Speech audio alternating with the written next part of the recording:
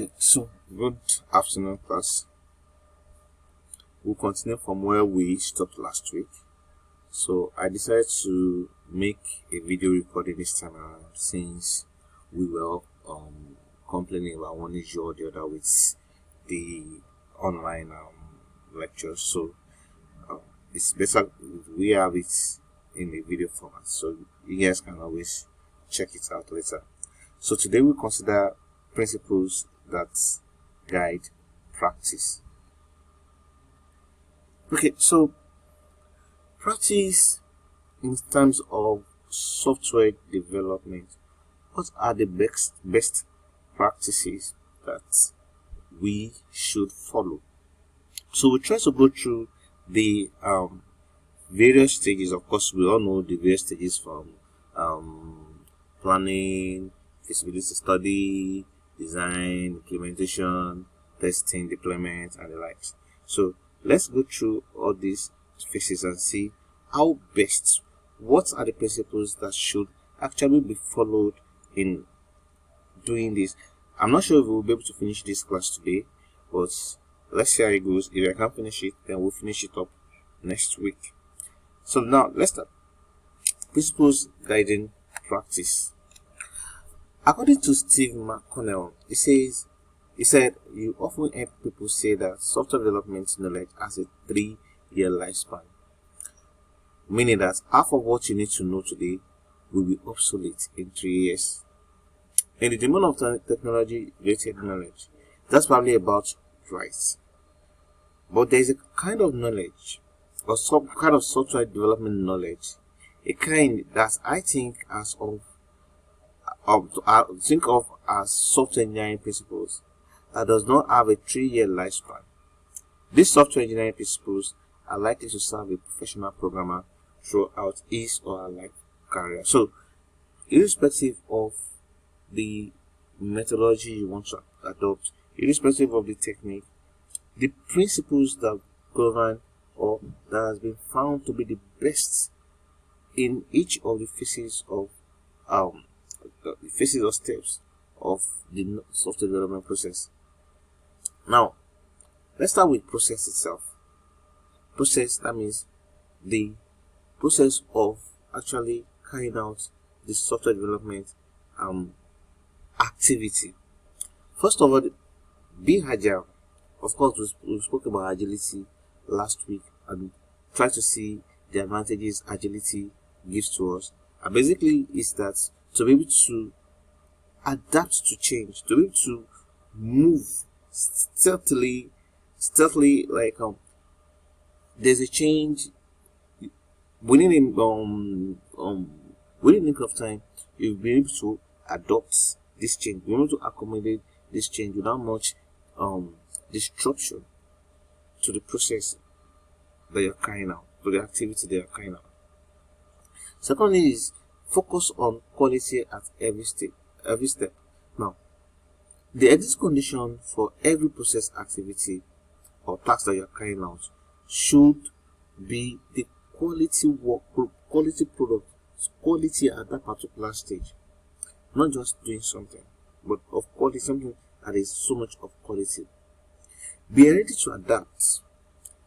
Don't be religious about your software development life cycle or the method that you want to do. Don't just be dogmatic. Don't be rigid.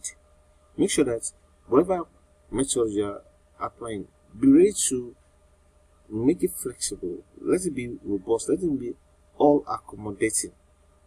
When necessary, adopt approach to constraints imposed by the problem, the people, and the project itself. Don't just be streamlined. Don't be stereotyped. And build an effective team. Now, that is almost not only in software engineering, every man endeavor. If you don't have people that have the same vision like you have, that don't see things the way that you have it, then obviously there will be problem, because there will be different goals, there will be different end task in mind. So you must have an effective team that sees the goal, that sees the scope, that sees the aim of that particular project that you are carrying out. Establish mechanisms for communication and coordination. So that the proper channel of communication, the proper means by which you communicate, by which you exchange ideas within your team, must be properly stated out. Projects fail because important information falls into cracks, or stakeholders fail to coordinate their teams to create a successful end product. Manage change. Now, the approach may be either formal or informal, but mechanism must be established to manage the way changes are requested as an approved and also implemented. So, how you manage change is also a very important factor in software development. Assess risk. Once you know that there's before you go ahead at all, make sure you know the risk involved in the projects that you are carrying out. A lot of things can go on software development, and it's always the essence of assessing risk is to be towards establish a contingency plan so as to know what are the possible issues that you can run into, and of course when you run into those issues, you have the proper plan at hand to solve that particular problem. Create work products that provide value for others. So the work products that you're going to create must provide value for other work products. Maybe that's why nowadays modular development and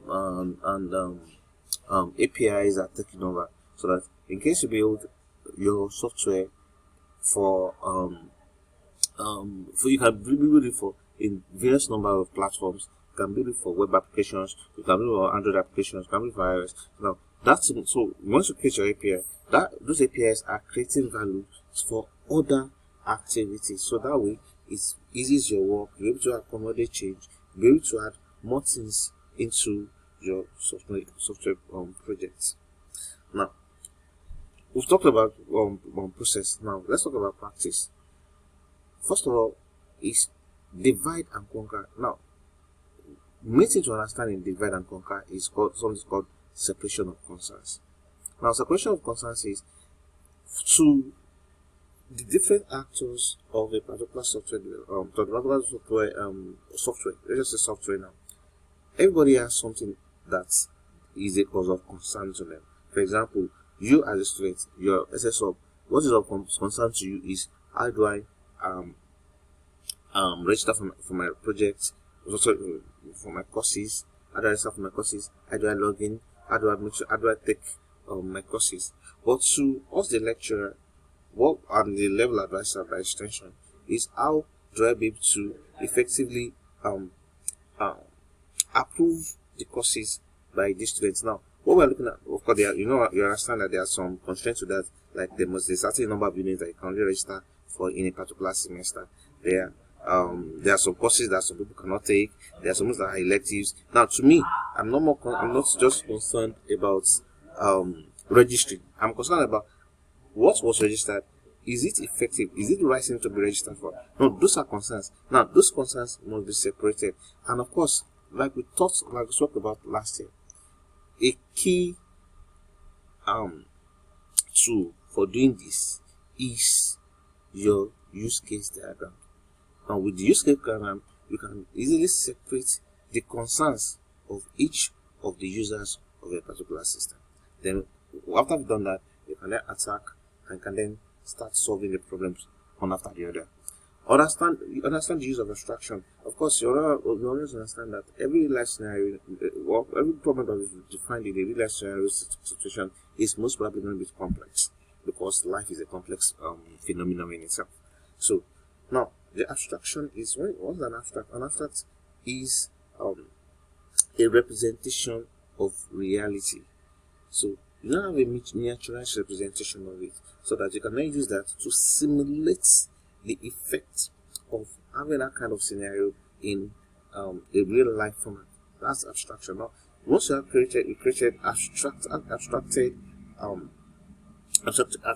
scenarios of a particular case, you can then now try to solve that problem with hope that you'll be able to solve the real life scenario. Strive for consistency.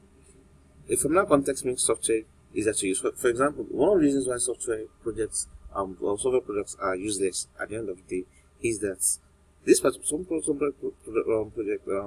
software products are not consistent with what obtains in reality. For example, let's assume there's a way you guys register for your courses.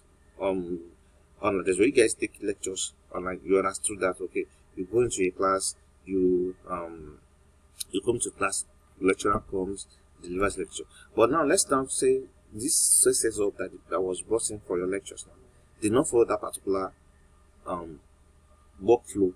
Maybe you have to first take your lectures first. It's after you've taken lectures, that's why you can then register. Just an example. It will create complexities, and because people will be used to it, it's going to create all kind of problems. So try and be consistent. Make sure that this software product that you're introducing is kind of similar, consistent with what actually obtains, what people are used to doing. Focus on transfer of information. At the end of the day, information about almost every information must not, all the information you have is just resident in you, the developer, then or what uses that information. You must understand how to actually effectively disseminate this information for those who will use it, those who use this software. Pay attention to the analysis, design, construction, and testing of interfaces. So, basically information about this software must be well communicated. Principles that guide practice. Build software that exhibits effective modularity. I almost said it, but the first thing to say again is separation of concerns, whereby you must modularize the software. You must be able to abstract, be able to divide it so that as then solve the problem one after the other. Separation of concerns establishes philosophy for software.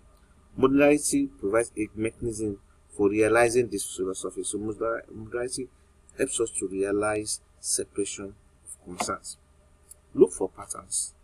Now, according to Brad Appleton, the goal of patterns within software community is to create a body of literature to help software developers resolve recurring problems encountered throughout all of the software development.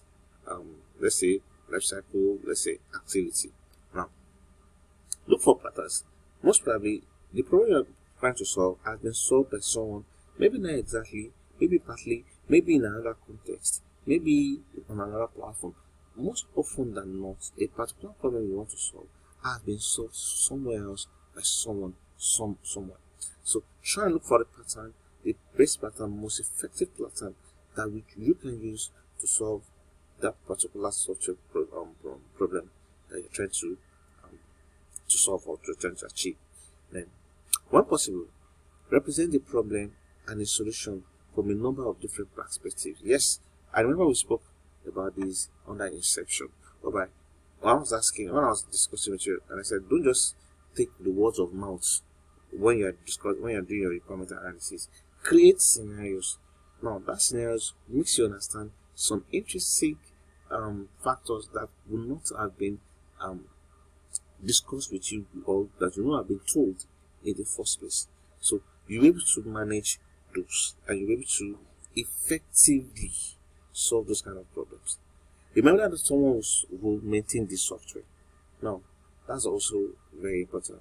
Don't just believe that you'll always be available to meet. Most times, we don't have that kind of time. If you are into core development and you're having different products, different projects coming your way, don't just develop and each time they need to maintain the software, they need to do on to, they have to be looking for you all the time.